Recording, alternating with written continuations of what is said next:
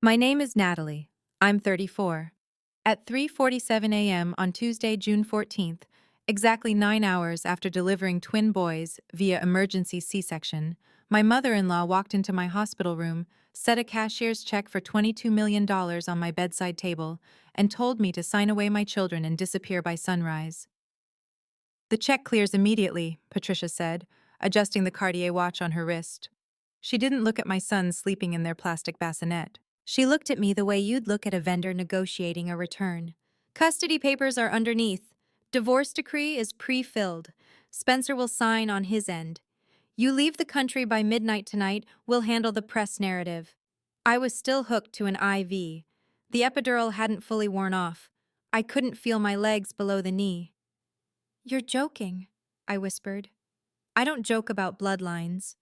Patricia pulled a Mont Blanc pen from her purse, clicked it once. Those children will be raised as Harringtons. You're— She paused, smiled without warmth. A statistical anomaly that needs correcting. My husband Spencer stood in the doorway. He wouldn't meet my eyes. His mistress Amanda was 3 floors up in the maternity ward, 8 months pregnant with his daughter.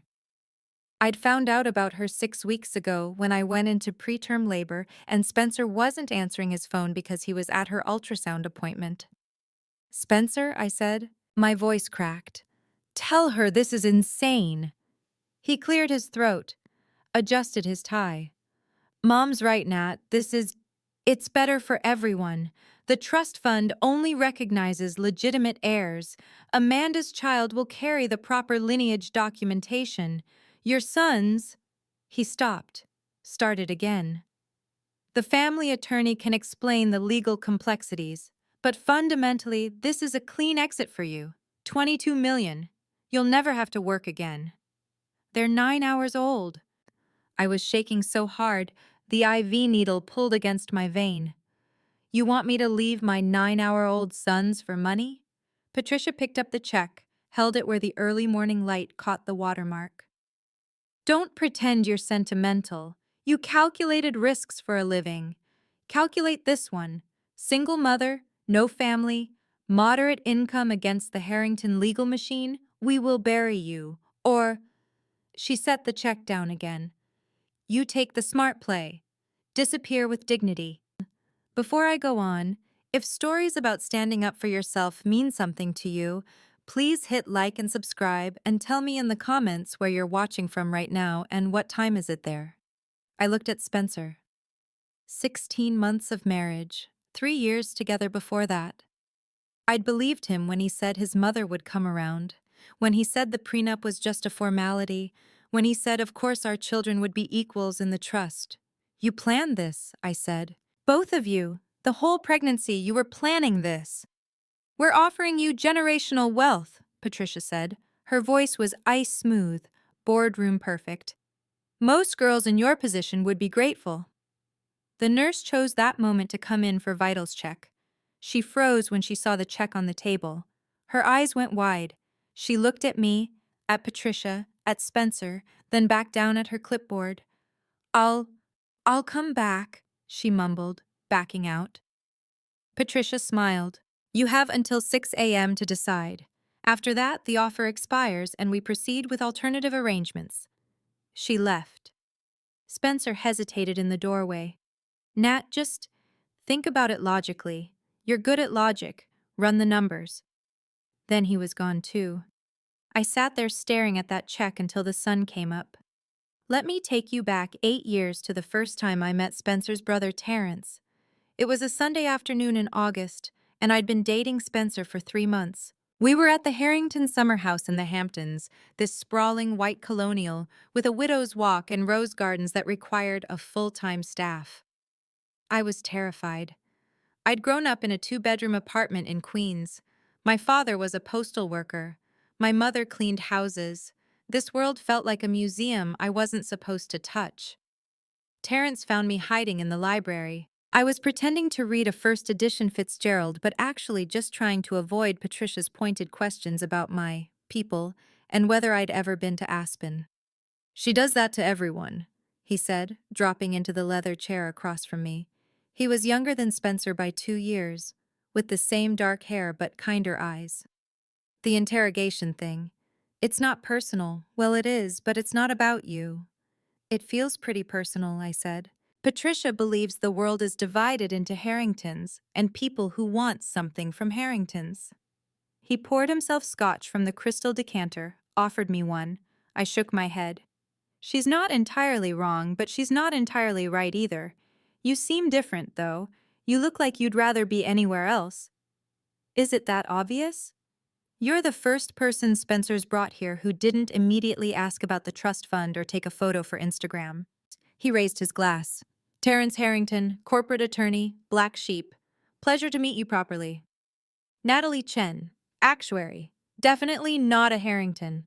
Pleasure's mine. We talked for 2 hours. He told me about fighting with Patricia over joining the family firm versus starting his own practice. About how Spencer always did what Mom wanted, how that was easier than having opinions. He asked about my work, really asked, not the polite glazed eyes way people usually did when I mentioned statistical modeling and mortality tables. Before I left that day, he pulled me aside on the porch. Fireflies were starting to come out over the lawn. "Listen," he said, voice low. "If you ever need anything, legal advice, a second opinion, an exit strategy, you call me. I mean that. Spencer's my brother, but Patricia runs this family like a hostile takeover. And you're smart enough to see that already." He handed me his card, not the Harrington and Associates one, his personal practice. "I hope I never need this," I said. "Me too." He smiled, but there was sadness in it. "But keep it anyway, just in case the math stops adding up." I kept that card in my wallet for 8 years. I never called him. Not when Patricia made me sign the prenup with a clause that voided my rights to Spencer's trust if we divorced within 5 years. Not when she seated me at the children's table at Spencer's cousin's wedding, because I wouldn't understand the conversation, at the main family table. Not when she told me at Christmas dinner that my mother's Mandarin was charming, but perhaps we could keep things English at family events. I told myself it was fine. Spencer loved me. The rest would work out. I was wrong. The first real betrayal came 3 days after I told Spencer I was pregnant. We were at Patricia's penthouse for Sunday brunch. She always hosted brunch. It wasn't optional. Spencer announced the pregnancy during mimosas. I watched Patricia's face go perfectly still, not surprised, not happy, just still, like she was running calculations. "How far along?" she asked. 12 weeks, I said. "We waited to be sure before—" "And you're certain it's Spencer's?" The room went silent. Spencer's hand tightened on my shoulder. I felt my face go hot, then cold, then hot again. "Excuse me?" Patricia set down her crystal flute with a soft clink. "It's a reasonable question, dear. You work in Manhattan. Spencer travels frequently. These things happen." "Mom," Spencer said weakly, I'm protecting our interests." Patricia looked at me with those shark eyes. "No offense intended, Natalie, but your background doesn't exactly suggest traditional values. Your own parents weren't married when you were conceived, were they?" My mother had gotten pregnant at 19. She and my father married 6 months later. They'd been together 42 years when Dad died. I'd told Spencer that story once, late at night, when we were talking about what love looked like. He'd told his mother. "I would never," I started. "Of course not. I'm sure it's just Spencer being Spencer." She smiled, dabbed her mouth with a linen napkin. "Nevertheless, I'll arrange for a paternity test. Discreet lab, results in 3 days. Once we confirm lineage, we can discuss proper trust provisions for the child." Spencer squeezed my shoulder, warning me not to argue. I didn't argue. I got the paternity test, sat in that clinic while they drew my blood, while Spencer's blood got drawn, while we waited for genetic confirmation of what I already knew. The results came back 99.9% match. Patricia sent a 2-line email. "Results received. Trust amendments proceed as planned." No apology, no acknowledgement, just moving on to the next item on her agenda. That night, I stood in our bathroom, staring at my reflection. hands on my barely showing stomach, and thought, I'm bringing children into this family. Something hardened in me then. Not anger yet, just awareness. Like waking up in a room you've been sleeping in for years and suddenly seeing the locks on the outside of the door. At my 16-week ultrasound, we found out it was twins, both boys. I was high risk for the rest of the pregnancy. Preeclampsia, gestational diabetes, mandatory bed rest starting at week 32. Spencer was attentive at first, brought me magazines, set up the nursery, painted it himself, soft gray with white clouds on the ceiling.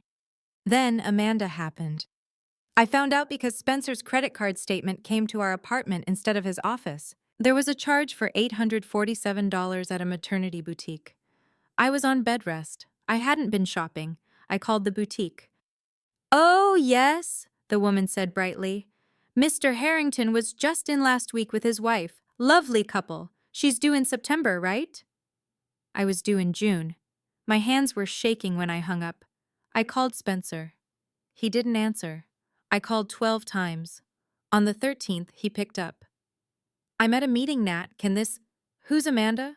Silence. Then, I'll be home in an hour. He wasn't. He came home at 11 p.m. smelling like someone else's perfume, carrying takeout he'd forgotten I couldn't eat because of the gestational diabetes. It's not what you think, he said. I don't know what I think yet. Explain it to me. He sat on the edge of our bed, wouldn't look at me. Mom set it up. Amanda's family is old money, Connecticut old money. Her father went to Yale with my father. He swallowed. She's pregnant too. My vision narrowed to a pinpoint. How pregnant? 6 months. The math hit me like a freight train. 6 months.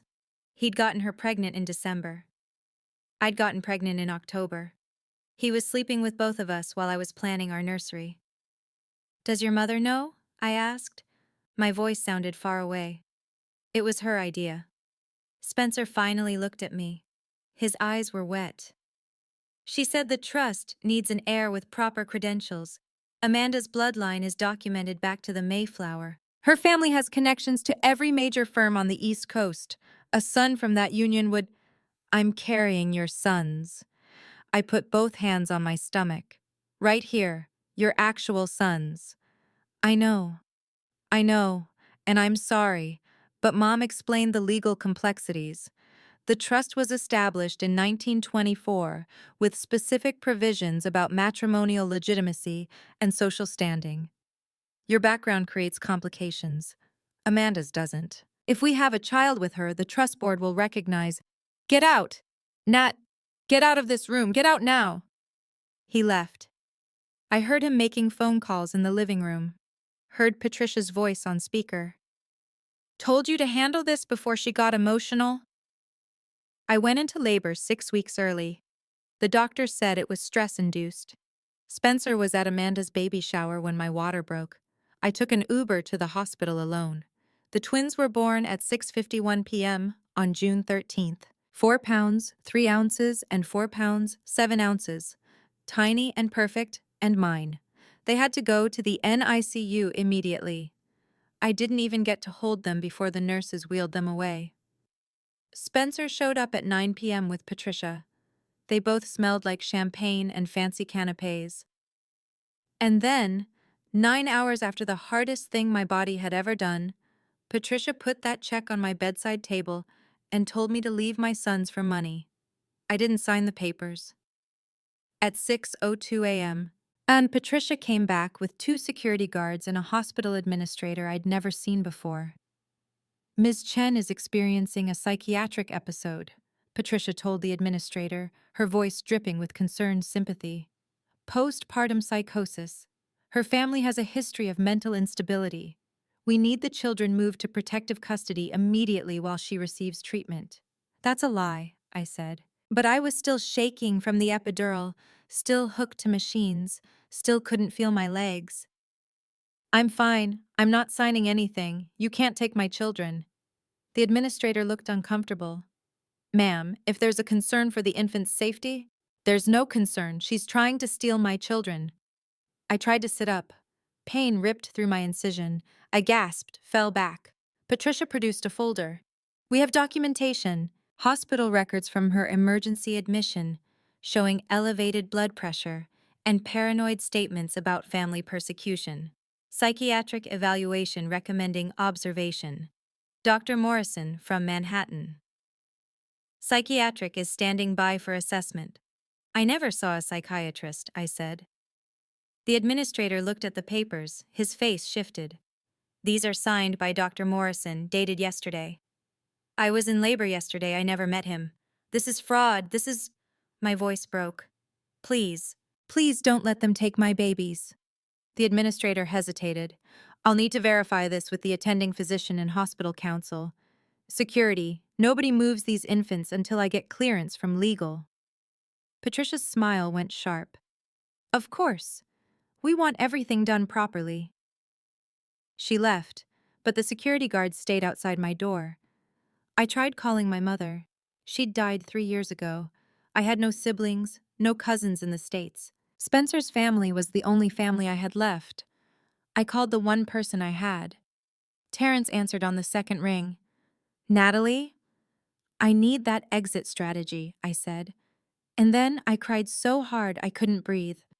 He was there in 45 minutes, walked past security like he owned the place, which, technically, through the Harrington Foundation's hospital board seat, he kind of did. Nothing happens to those children, he told the administrator. I'm their uncle and legal counsel. Any custody changes go through family court with proper representation. Ms. Chen is coherent, lucid, and her rights are intact. If you moved those infants based on forged psychiatric documents, this hospital's liability exposure would be catastrophic. The administrator went pale. I'll need to consult our legal team. You do that. I'll wait. Terrence stayed with me until the twins were cleared to leave NICU.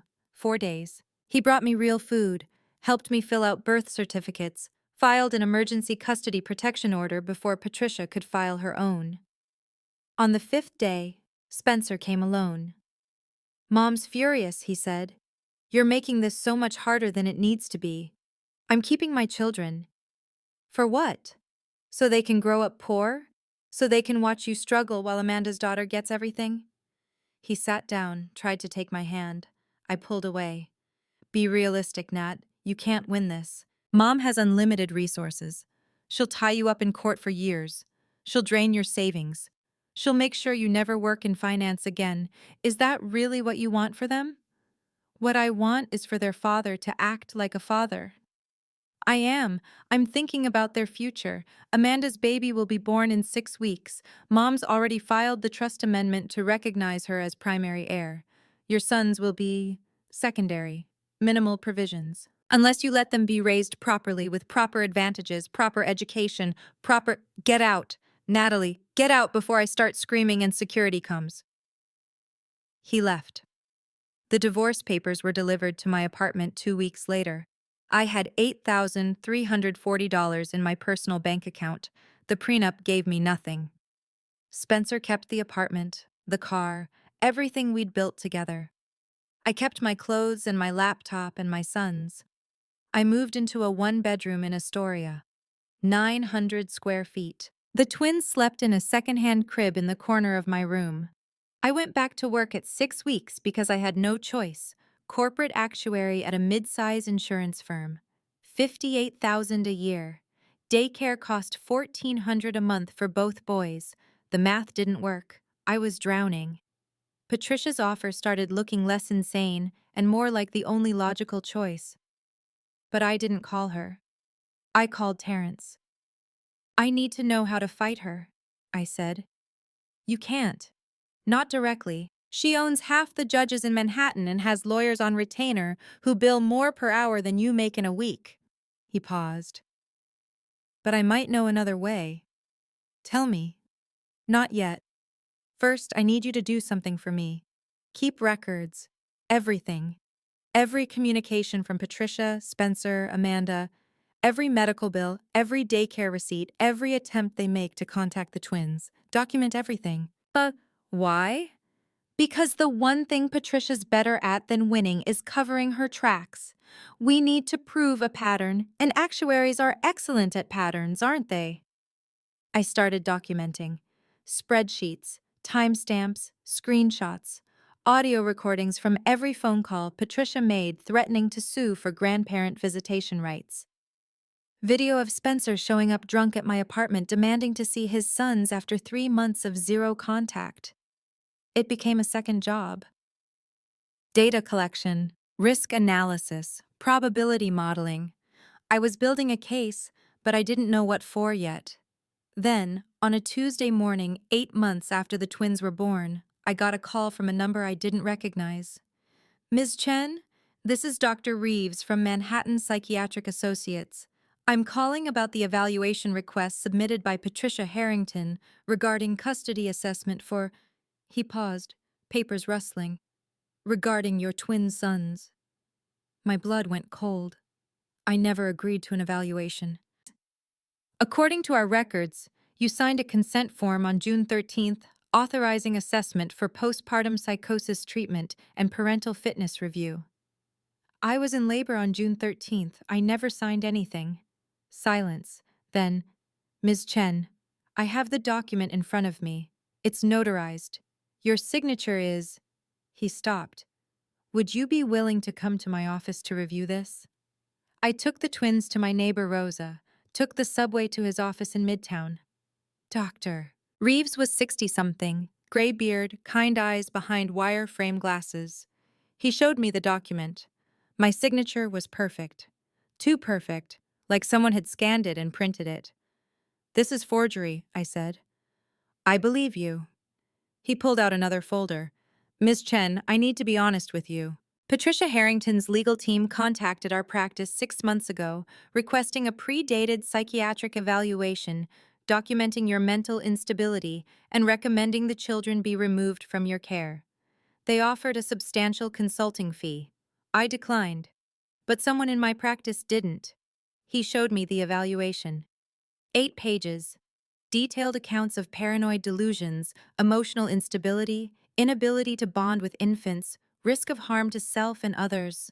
None of it was true. All of it was signed by Dr. Morrison, a psychiatrist who'd been fired from the practice 3 months ago for ethics violations. Why are you telling me this? I asked. Because I just received a subpoena to testify in family court next month.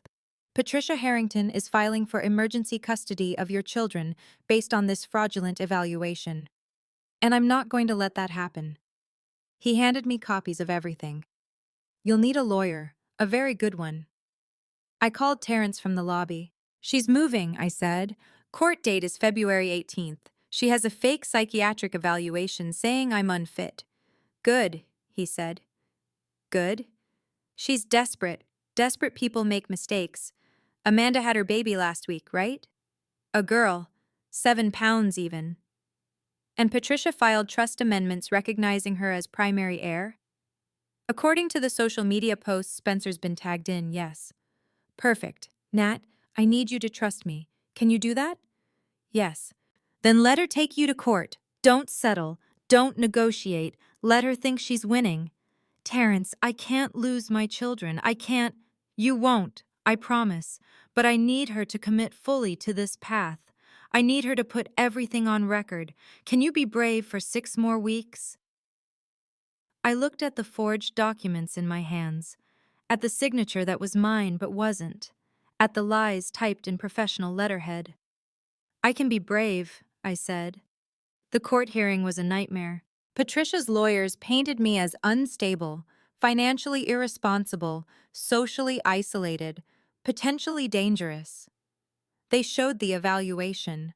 They showed my bank statements, carefully edited to hide the child support Spencer wasn't paying. They showed photos of my tiny apartment and called it unsuitable living conditions for developing children.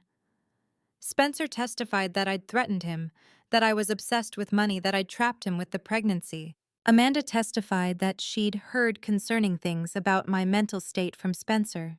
Patricia testified with tears in her eyes about her desperate concern for her grandson's welfare and her heartbreak at having to take such drastic action. I sat there with Terence and watched them build a cage out of lies. Your turn, my lawyer whispered. I stood, walked to the witness stand.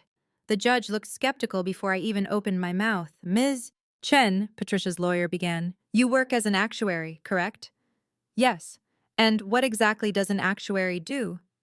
We analyze statistical data to assess risk and uncertainty. We build mathematical models to predict financial outcomes. So you're good with numbers? Yes. Then can you explain how, on a $58,000 salary, you're providing adequate care for twin infants? I manage. You manage, he smiled. Let me rephrase. You're drowning in debt, you work 50 hours a week, you leave your children with a neighbor who doesn't speak English fluently, and you're asking this court to believe you're the better option than a stable two-parent household with unlimited resources? I looked at Terence. He gave the smallest nod. I'm asking this court to look at the evidence of fraud, I said. I'm asking this court to question why a woman who called my children statistical anomalies 9 hours after they were born suddenly wants custody.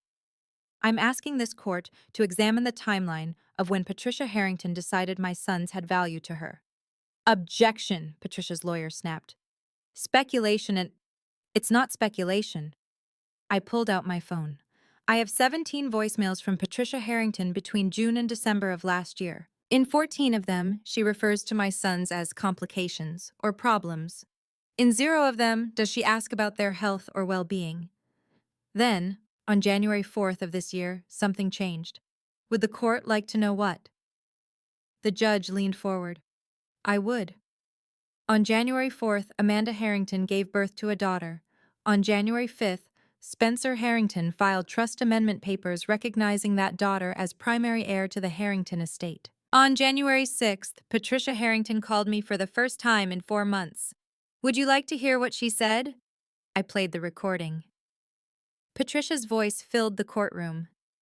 Natalie, darling, I know we've had our differences, but I've been doing some thinking. Those boys deserve to know their family. Perhaps we can arrange a visitation schedule. Nothing formal, just, well, we should discuss the trust provisions for all the grandchildren. It's only fair they have equal standing, don't you think? The judge's expression shifted. She wanted them in the trust, I said. Not out of love, out of strategy. Because if Spencer's sons aren't recognized as heirs, Amanda's daughter gets everything. But if they are recognized, Patricia controls 3 grandchildren instead of 1. She controls more votes in the family trust. She controls succession. This is absurd, Patricia's lawyer said. My client is simply, your client tried to buy my children for $22 million 9 hours after I gave birth. I looked directly at Patricia. And when I wouldn't sell them, she decided to steal them instead. The courtroom erupted. The judge banged his gavel. Ms. Chen, do you have evidence of this alleged offer? I have the cashier's check. I have the pre-drafted custody papers. I have the nurse who witnessed the conversation. And I have the bank records showing that the $22 million came from the Harrington Industries pension fund, money that was embezzled and deposited into Patricia Harrington's personal account the day before she made the offer. That was the moment Patricia's face changed. The mask cracked. You have no such records, she said. Her voice was ice. Those accounts are sealed corporate files. You have no access. I'm an actuary, Patricia. I model risk for a living. I've been modeling yours for 8 months. Terence stood. Your Honor, I'd like to submit additional evidence. Bank statements, corporate documents, and SEC filings showing a pattern of financial fraud spanning 3 years. My client has been documenting everything. The judge called a recess. In the hallway, Patricia cornered me. Her eyes were fury wrapped in Chanel. You don't know what you've done, she hissed. I will destroy you. I will make sure you never work again. I will? You'll do nothing, Terence said quietly. Because if you continue this custody case, Natalie will submit her evidence to the SEC and the federal prosecutor's office. Embezzlement of pension funds is a federal crime, Patricia. $22 million. I'm sure the 847 employees whose retirement you stole from would love to know where their money went. Patricia went white. The case was withdrawn that afternoon, but I knew it wasn't over. Patricia didn't lose. She regrouped. 3 months later, I got an email from Vanguard Global Shipping, one of Harrington Industries' biggest competitors. They wanted to hire me as a consultant. The pay was extraordinary. 200,000 for a 6-month contract analyzing risk models for a potential corporate acquisition. I said yes. I didn't tell them I already knew which company they were acquiring. I'd been building the model for months. The twins turned 1-year-old on June 13th. I made them a cake myself, chocolate with vanilla buttercream. Rosa came over. We sang happy birthday. The boys smashed frosting everywhere. My phone rang at 8 p.m. Terrence. I need to tell you something, he said. His voice sounded wrong, distant. What's wrong? I'm sick, Nat. Pancreatic cancer, stage 4. They're giving me 6 months, maybe 8. My hands went numb. No, you can't. I am, and I need to make sure you're protected before I go. He took a breath. I've been working on something, a contingency plan. I'm calling it the Natalie Chen Protection Act, but the legal team insists on more boring language. Terrence, let me finish. I've been collecting evidence for 3 years. Every fraudulent trust amendment Patricia's filed, every embezzlement, every forged document. I've traced the money. I know where all 22 million went. I know about the infertility documents she forged to try to invalidate your son's heir status. I know everything. Why didn't you tell me? Because I needed you to be genuinely unaware. If you knew, Patricia would see it in your face. She needed to think you were just a struggling single mother she could crush whenever convenient. He paused. But you're not. You're the smartest person I know, and I've been preparing you. For what? To take everything she's built and burn it to the ground. He was gone 4 months later. I was with him at the end. He made me promise not to cry at the funeral. I promised. I lied. The reading of his will happened on a cold Tuesday in November. The whole family was there. Patricia, Spencer, Amanda with her daughter, distant cousins and board members and lawyers. I wasn't invited. I showed up anyway. Patricia's face when I walked into that conference room was worth every sleepless night, every moment of fear, every time I'd counted pennies to make rent while she lived in luxury built on stolen money. What is she doing here? Patricia demanded. The executor, a silver-haired man named Robert Chen, no relation, opened his briefcase. Ms. Natalie Chen is named specifically in Terrence Harrington's last will and testament. She has every right to be present. Terrence wouldn't. Shall I read the relevant portion? Robert didn't wait for an answer. To Natalie Chen, the sister I chose when blood failed me, I leave the following: my complete files on Harrington Industries corporate fraud, my evidence of pension fund embezzlement, my documentation of forged trust amendments and medical records, and my 14% stake in Harrington Industries, to be voted at her sole discretion. The room went silent. Patricia stood slowly. That's impossible. Terrence's shares revert to the family trust. It's in the corporate bylaws. Unless the shareholder designates a specific heir, which your son did, legally, properly, filed with the SEC 6 months ago. Robert pulled out another document. He also left Ms. Chen this letter to be read aloud in the presence of all family members. He handed me an envelope. My hands were shaking. I opened it. Terrence's handwriting, neat and precise. Dear Nat, I began. My voice cracked. I cleared my throat, started again. Dear Nat, if you're reading this, then I'm gone, and Patricia is already doing what I knew she would do. I'm sorry I couldn't stop this while I was alive. I tried, but Patricia doesn't hear reason. She only hears documents. Do you remember that first day at the summer house? I told you that you seemed different. I meant it. You were the first person Spencer brought home who saw our family for what it really was, a beautiful cage. And you were brave enough to try anyway. The original trust documents are with Robert Chen. His office is at 845 Lexington Avenue, Suite 2200. The copy I've left you is incomplete, not enough to prove anything on its own, but enough for you to know I'm telling the truth. Inside this envelope, you'll find copies of Patricia's embezzlement records showing $22 million stolen from employee pension funds, forged medical documents she created claiming your sons had genetic abnormalities to invalidate their heir status, audio recordings of her instructing Spencer to handle the Natalie problem permanently, my 14% voting shares in Harrington Industries, documentation of my share purchases in Vanguard Global Shipping over the past 2 years. That last item is important. Vanguard has been quietly buying Harrington Industries stock. They now own 37%. With your 14% from me, you control 51%. The hostile takeover you've been consulting on? Surprise! You're not just the consultant, you're the new majority shareholder. Don't show this to anyone yet. Wait until the right time. Robert will know what to do. You are not a statistical anomaly. You are not a complication. You're not a problem to be solved. You are brilliant, resilient, and exactly the kind of mother your sons need. All my love, your brother in all but blood, Terrence, P.S.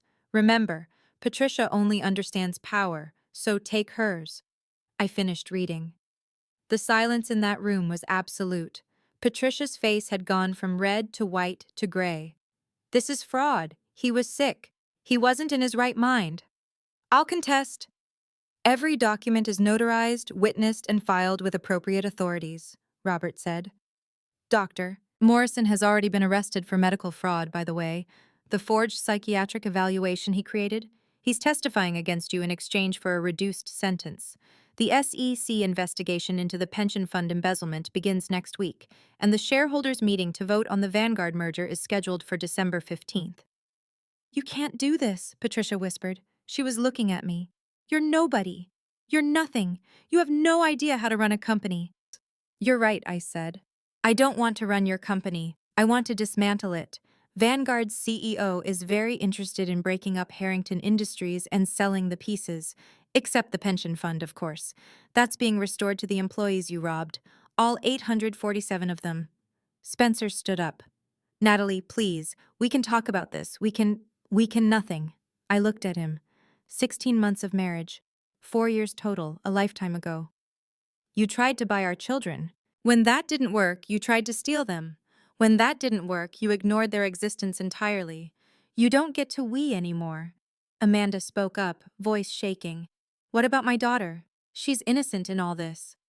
She is, which is why the trust fund for all 3 grandchildren, your daughter and my sons, is protected in a separate account that Patricia can't touch. They'll each get equal distributions when they turn 25. Until then, I'm the trustee. I gathered the papers. Your daughter will be fine, Amanda. She just won't be a pawn. I stood to leave. Patricia grabbed my arm. Her grip was desperate. I'll take you to court. I'll tie this up for years. You'll do nothing. I pulled my arm free. Because if you do, I release the audio recording of you telling Spencer to arrange an accident for me last April.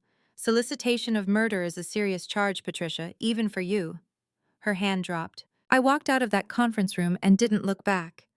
The shareholders' meeting happened on December 15th at the Harrington Industries headquarters in Manhattan. 57th floor.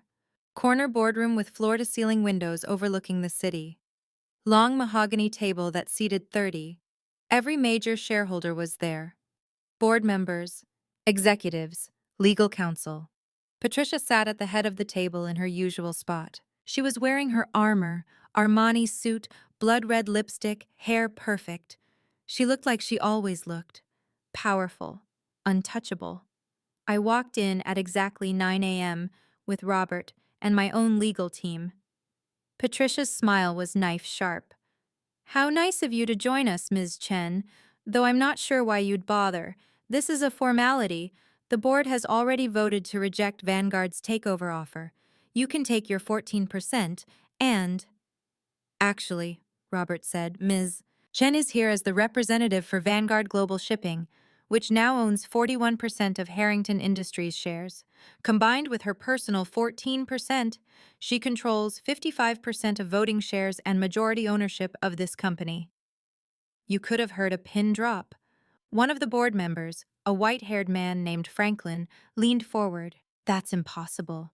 We would have known about share accumulation of that magnitude. SEC regulations require disclosure when a single entity acquires more than 5%, I said. Vanguard filed properly, so did I.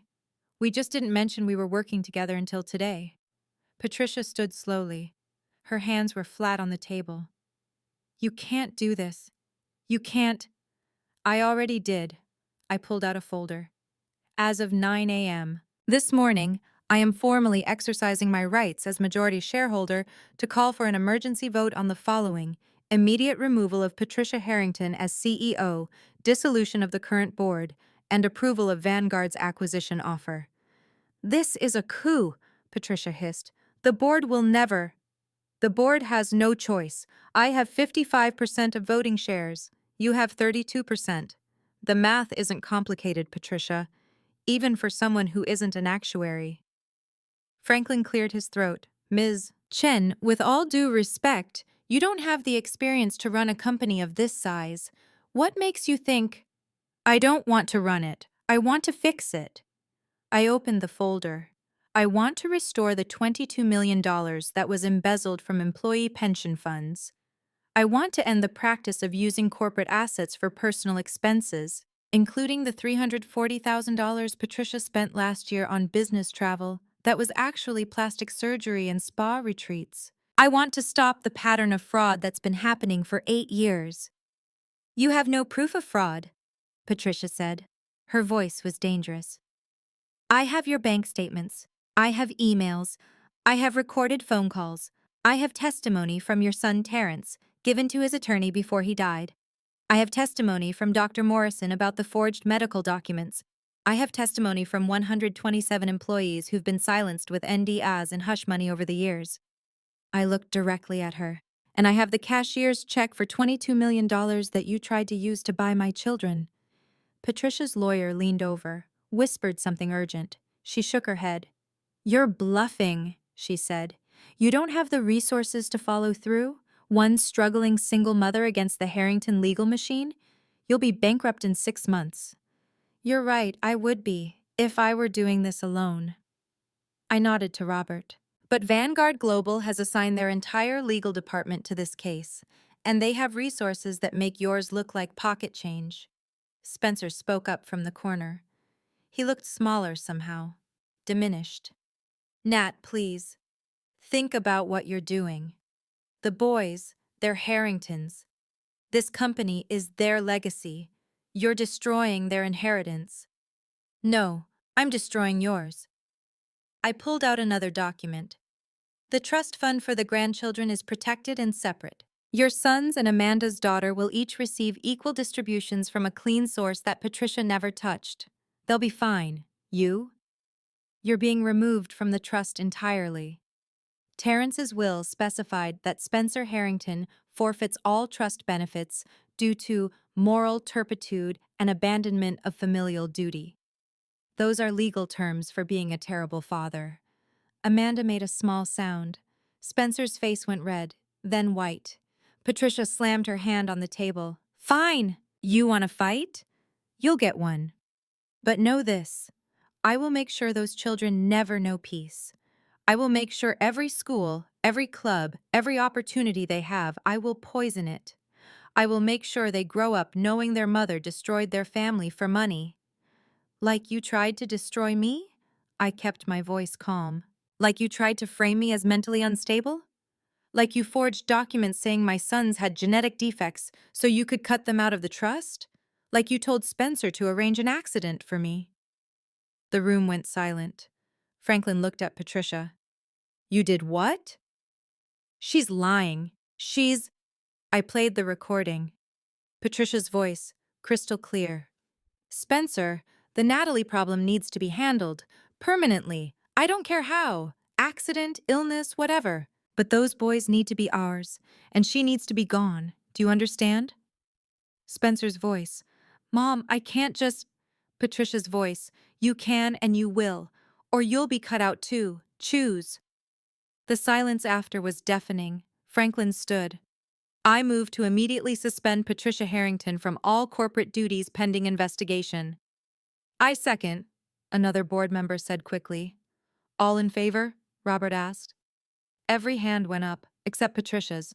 She stood there, surrounded by the board she'd controlled for 15 years, and watched them vote her out. This isn't over, she said to me. Her voice shook. You think you've won? You've destroyed your son's future. You've destroyed everything. For what? Revenge? No, I said quietly. For truth. For the 847 employees whose retirement you stole. For the women you've bullied and silenced for decades. For my sons, so they grow up knowing that right matters more than power. I gathered my papers. The vote stands. Vanguard's acquisition is approved. Employee pension funds will be restored within 60 days. The trust for the grandchildren is protected, and you, Patricia, will be facing federal charges for embezzlement and fraud. The prosecutors are waiting outside. I walked to the door, turned back. For what it's worth, I never wanted this. I wanted to be part of your family. I wanted my sons to know their father and their grandmother. But you taught me something important. Family isn't about blood. It's about who shows up when it matters. And you never showed up for anyone but yourself. I left. The federal agents were indeed waiting in the hallway. I watched them escort Patricia out in handcuffs. Spencer tried to follow me to the elevator. Natalie, wait! Please! Can we? No! I pressed the button for the lobby. You made your choice 16 months ago when you started sleeping with Amanda. You made it again when you stood there and let your mother try to buy our children. You make it every single day you don't call them, don't ask about them, don't show up. So no, Spencer, we can't. The elevator doors closed. I went home to my boys. They were with Rosa, playing with blocks in our tiny living room. When they saw me, they both scrambled over, grabbing my legs, shouting, Mama! Mama! I picked them both up. Barely, they were getting so big, and held them close. We're okay, I whispered into their hair. We're going to be okay. 3 months later, the federal case against Patricia concluded. She was sentenced to 8 years for embezzlement and fraud. Spencer lost his trust fund, but avoided charges by cooperating with prosecutors. Amanda quietly moved back to Connecticut with her daughter. I resigned from Vanguard's board after the acquisition completed. I'd done what I needed to do. I started my own consulting firm, Chen Risk Analysis. Small operation. Just me and 2 junior actuaries I hired from programs that specifically support women in STEM. We work from home 3 days a week. I make enough to be comfortable. The boys have a college fund. We have a 2-bedroom apartment in Park Slope with good light and a small garden. On June 13th, the twins' second birthday, I drove to Westchester, to the cemetery where Terrence was buried.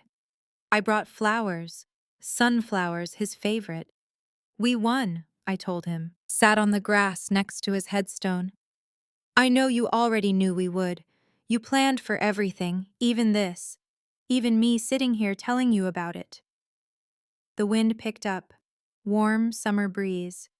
The boys are good, happy. They ask about their uncle sometimes. I tell them you were the best of all of us. I show them pictures. They look like you a little, around the eyes. I wiped my face. I miss you. I wish you were here to see them grow up. But I understand why you did what you did. Why you waited. Why you made me wait. I stood, touched the cold marble.